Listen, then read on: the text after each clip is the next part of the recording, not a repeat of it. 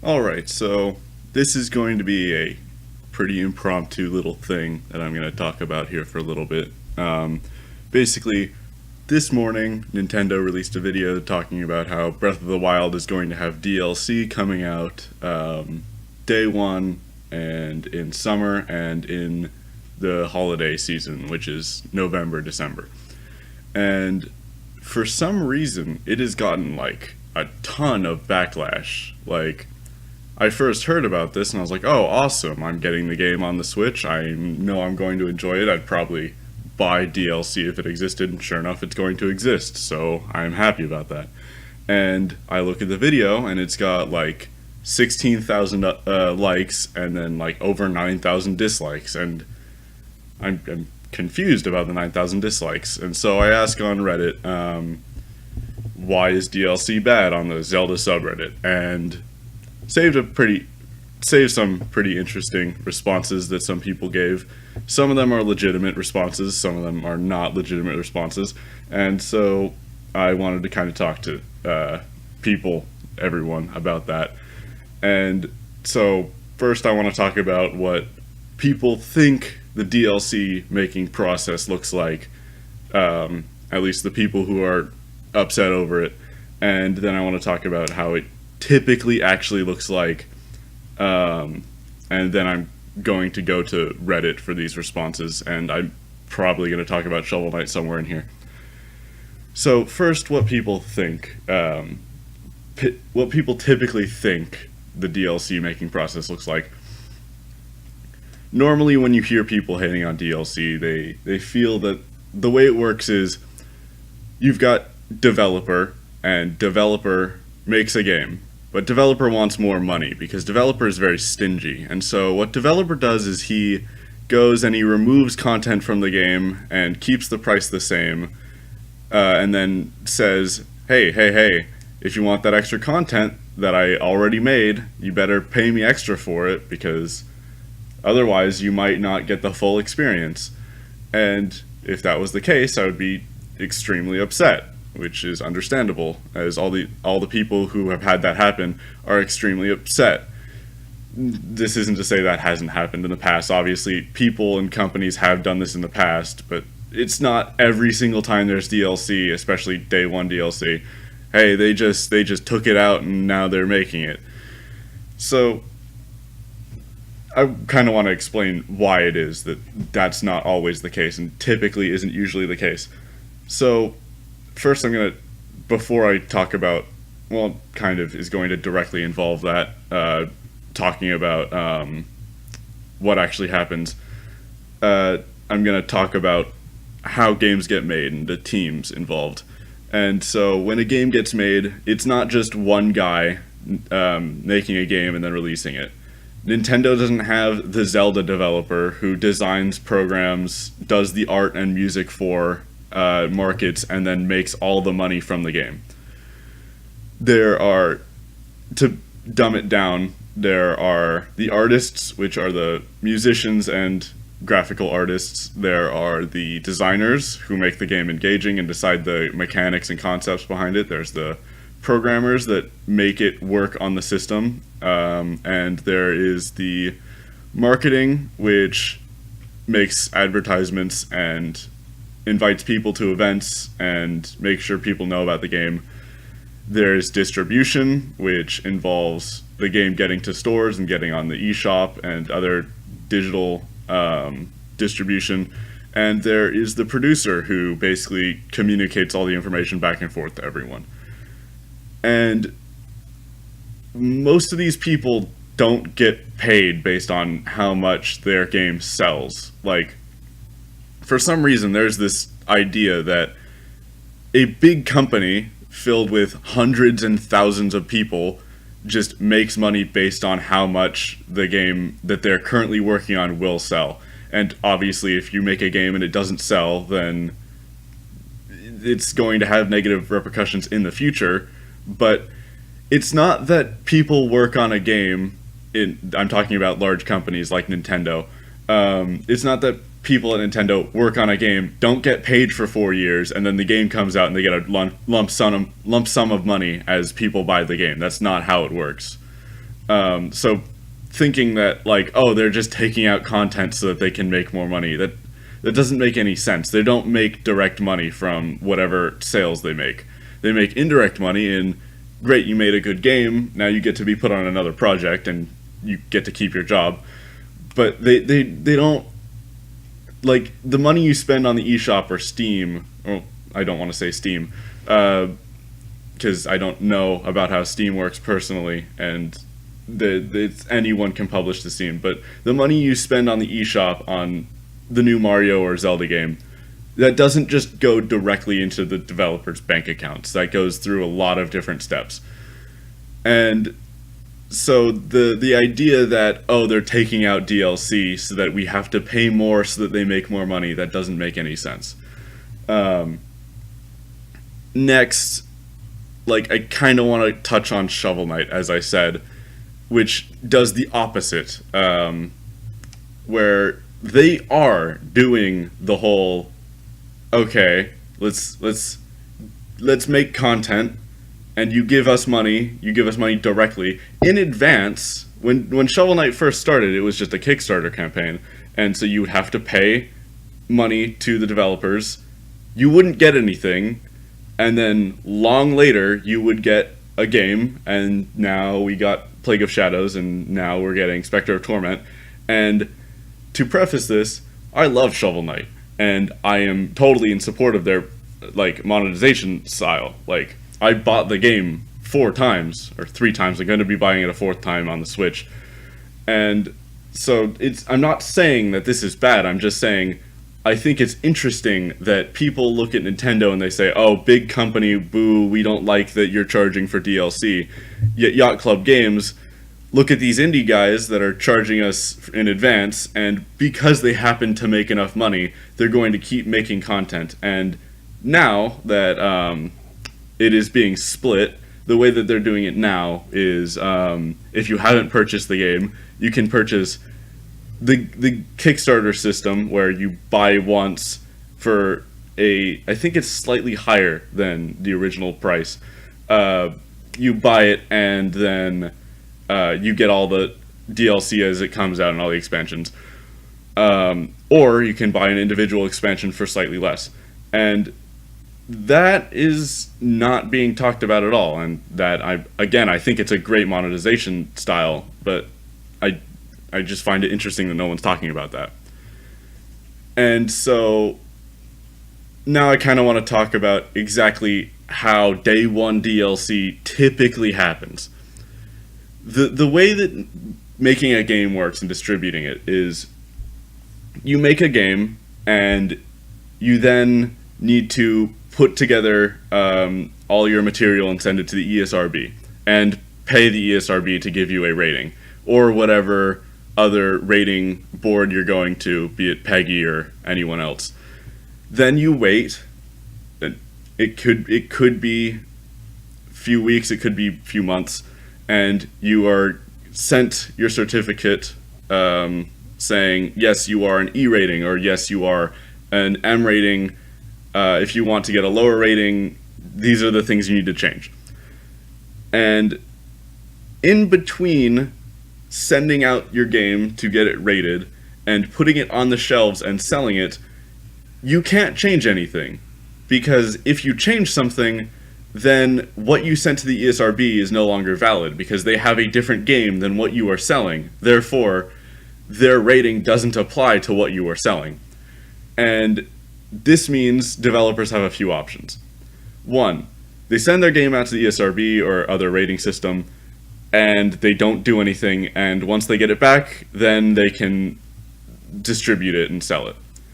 Two, they send the game out to the ESRB, and they immediately start working on a new project, and then once they get their game back, then they put it on the shelves and sell it. Or three, they send their game to the ESRB, and then continue working on the game, but then release it as expansion or extra data as DLC. They're not developing data they're not developing the game in advance, removing stuff, and then determining at the end, yeah, let's just cut this and sell it as DLC.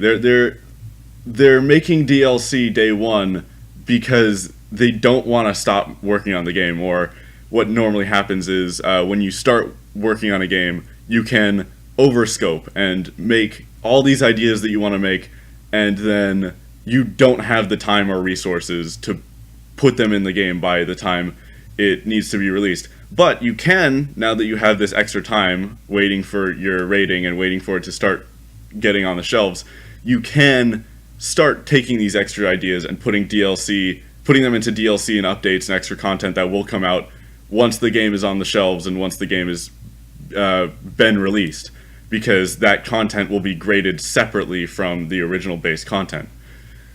And like, lost my train of thought for a second there. Like, this is a good system. I don't see why people don't think this is a good system, because if I'm working on a game and let's say I want to put 5 dungeons in it, but I only have time for 4 dungeons. And what happened with Zelda was they said this will come out in 2016, and then they said this will come out late 2016, and then this will come out in 2017, and now it's coming out in the beginning of March. And what they could have done is they could have not sent their game to get rated and not gotten it prepared for selling. And then they could have added this content as non-DLC but part of the game. The thing is, they're already months behind schedule, like their initial schedule. They need to sell the game, because while they don't make direct money from selling the game, the company does need to exist for them to get paid. So the company does need money, and so they need to ship a game eventually. I have this saying, I forget where I initially heard it from, but no game ships finished. And that is basically like, whenever a game comes out, it is never what the designers and developers are like want to be perfect what they're selling. It is what they manage to push out the door on time.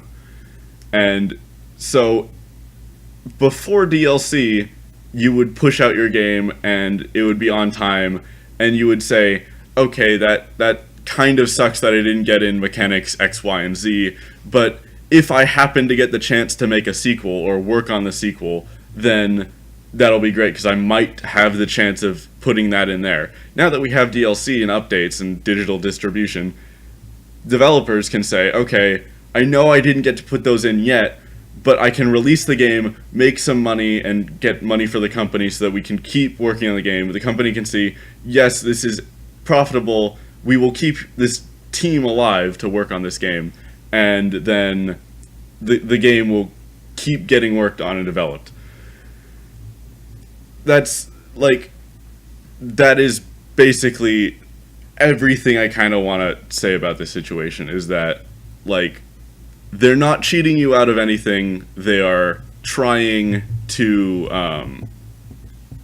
put everything they can into this product while still releasing it on time. And, well, there is one other interesting thing, is that this Day 1 DLC isn't all Day 1 DLC. It's just been announced before the game comes out. And this is something someone on Reddit stated. Let me see, I have the comments over here. No,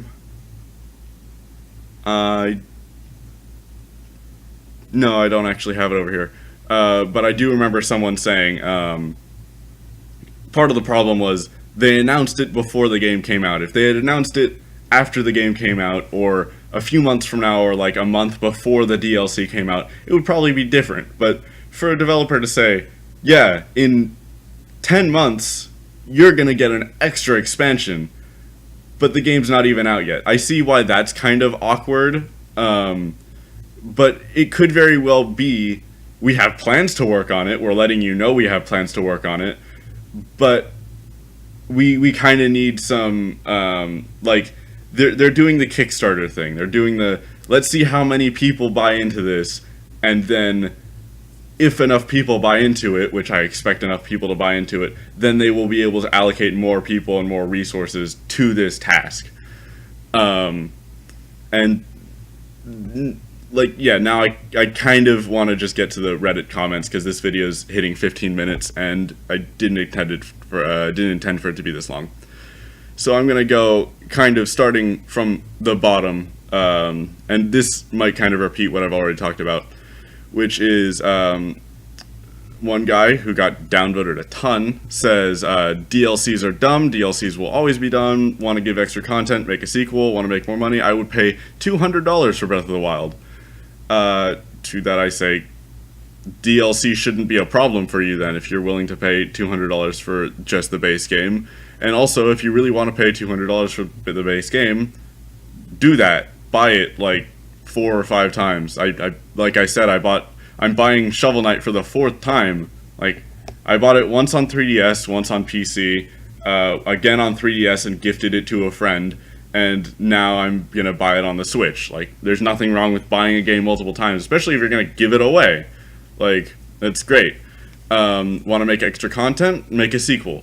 This seems like a genuine... Like, at first, this might seem like a genuine complaint. Like, why should I pay $20 for an extra, like, set of content if I could pay $60 and they get a ton of extra content? What if that small set of content is all they have? Do you really want to pay $60 just so that you can wait another year or two for them to package this extra content with a new skin and say, it's a sequel, guys? Especially if it doesn't really make sense to be a sequel. Like, if Bethesda released Skyrim 2 and it added 3 more quests and then maybe, like, a few extra spells, you wouldn't buy that for $60. You would not. You would probably, however, spend a few bucks to get that as a DLC expansion. Someone said, the issue with DLC is a slippery slope of when a dev finds out they can get away with it. They take more and more away until stuff that should have been released in the game is withheld and plain not yet developed so they can sell it to you later. Best example is Final Fantasy 15 and the Galdo, Prompto, and Ignis episodes. I like I said, this does happen sometimes, but it's not the thing that always happens. Like, it can happen, but normally it's not. It would typically be someone higher up than the developers. The developers are people who want to make games because they enjoy it and they enjoy games. They're not making games because they don't want to do it. Like, they just don't like doing anything and they just want to steal money from people. I heard, I'm not a big Fire Emblem fan, but I heard that Fire Emblem If had something like this, where there was a set of extra levels that was story required, like it impacted the story. Again, I heard about this. I haven't played the game, but if that is the case, it's kind of odd. Like, I feel like if they were to do that, it would be non-imperative story. Like, I suggested to a friend who likes Fire Emblem a while back, like a few years ago, like, what if there was a DLC expansion where you had a partner that left for a little while, like someone on your team who left for a little while, and then 2 chapters later they come back and they're like, okay, I took care of what I had to. And then you got DLC 2 chapters of, hey, this is where that guy went for a little bit. And I think we came to the conclusion of, like, as long as it doesn't impact the story, like, directly, then it's fine. Like, if he goes off to visit his relatives and they need help, and so he fights off some raiders and then gets an item or something for it, and then when he comes back to the party in the main story, he has that item on him. We think that would be pretty cool. But, like, to say, like, no, it turns out this guy is actually, like, the descendant of the king, and this is very important to why this guy has relations to the final boss, and they make that sentence at the very end. That's a little bit more awkward, in my opinion, to develop that as DLC. So I kind of see what this guy's saying. Someone else said, I do not like it from a creative point of view. I think the creator is saying, here's my work, enjoy it. After you finish it, wait several months, and then there will be an extra chapter that you can purchase. But it is still part of the original work, not a sequel or supplementary material. Trivializes the work, it's just distasteful. Goes on to talk about how there exists a debate to whether or not video games should be considered an art form. I think it should be, but DLC, which creates extensions to pre-existing works, lessens the artistic merit of video games. This is a very weird argument. Like I said, I talked about the sequel or supplementary material already, and I think that he's kind of touching on what I answered, but not entirely sure. The argument of video games as an art form and how DLC impacts that, it's kind of not an argument in my opinion, because like trying to compare video, like, art is a very interesting concept in which typically we have words which we see this thing and we need a word for it, so we make a word up that means this thing, and now this thing is called a rock or a tree. We also will make a thing, and then we will give it a name based on its defining features, which already have names for it. For example, monitor is, like, a computer monitor is called a monitor because it lets you monitor your computer. Like, we made the thing and then we gave it a word based on what it lets you do or what it does. Stuffed animal is a animal that is stuffed. It's like that is how things work. And so art is something that we made, and we don't have anything to describe it. There's nothing in nature or natural that exists that we can say, look at it and say, that is called art now, and then base art around that. So to define anything as this is art and this is not art isn't really possible, because art is just, I made this is now art. Because I have nothing else to really call it. And so to compare video games as art to other kinds of art, say like movies or television or acting or music, you can't compare them in pieces. Like, movies consist of music and acting and cinematography and editing and visual effects, and so you can't compare that and say, well, the editing isn't really art because paintings don't have editing, or the acting isn't art because paintings don't have acting. Or you can't say, well, the video games are art, but the DLC isn't art because TV shows don't have DLC. Like, that doesn't really make sense. You can't compare art forms. Someone else said, AAA industry has turned a promising concept into an exploitive money grab. Granted, it's getting much better in the last few years, but the end of last generation and the beginning of this one were truly awful with it. I mean, I don't play many console games, so I don't have an Xbox One or a PS4. I have a Wii U and 3DS.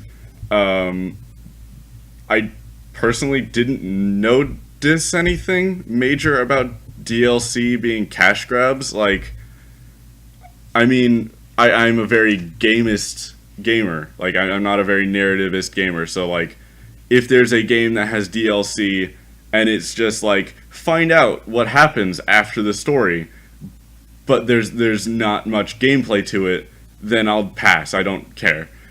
If you're a narrativist gamer, this probably affects you differently, and you're free to have your opinion, and please give it in the description or in the comments below. And I'd like to talk to you about it, because I like talking about narrativist gaming, because I am not a very big narrativist gamer. Regarding, yeah, like, I personally didn't notice anything. Regarding the money grab, I feel like they're also kind of referencing microtransactions, in how, like, a lot of games who, like, especially mobile games, will say, the game is free, but you have to buy this microtransaction if you want to keep playing. And if it's done well, I don't mind it. From what I can tell, I haven't been able to play Super Mario Run because I don't have an iOS device and they're taking forever for it to come out on Android. But from what I can tell, they actually have a pretty good monetization system of play these first few levels for free. If you like them, buy more and then you can play more. If you don't like them, don't give us your money. I really appreciate that monetization system, because if I went on Steam and let's say what's a game, let's say I don't actually want to name names. Let's just say a game comes out and it is $60 on Steam. I have no clue what this game is about, and yes, I can play it for an hour and decide I don't like this and get a refund. But if the game is long, let's say the game is 40 hours long until you get to the end, and it's part of a genre that I like, and I play the game, and a few hours goes by, and I'm like, yeah, I kind of like this game, but I don't really appreciate paying $60 for it. I might have paid like $20 for it. Then I can't really refund it anymore because I played it for too long, and now I'm stuck with this $60 game that I'm not really not enjoying that much, and might not even finish. That happens to me a lot because I will pick up a game, decide this isn't actually that great, and now I've just wasted a bunch of money. If that game had been pay $5 for chapter 1, pay $5 for every subsequent chapter, there are 6 chapters in total, or there are 12 chapters in total. Now, the game is $60 if you really enjoy it and want to get to the end. But the game is only $5 if you try it and you're like, I didn't really like it that much, but I don't mind paying $5 for it. Or if you like it a little bit and you want to keep going with it, you can get halfway and then decide, I don't really care anymore, and then stop playing, and you only have paid half the price. That I would love that. Yeah, so overall, to close, DLC is not a bad thing. DLC is a pretty useful tool if it's used correctly. Yes, it can be used incorrectly, but you shouldn't look at one or two or a few incorrect uses of a tool and then say this is a bad thing, we shouldn't have it. Thank you for listening, and I hope you appreciated the discussion. If you want to continue the discussion in the comments, I would be happy to reply and talk in a civilized manner. Please no, insane raging or anything like that. Thank you again, and goodbye.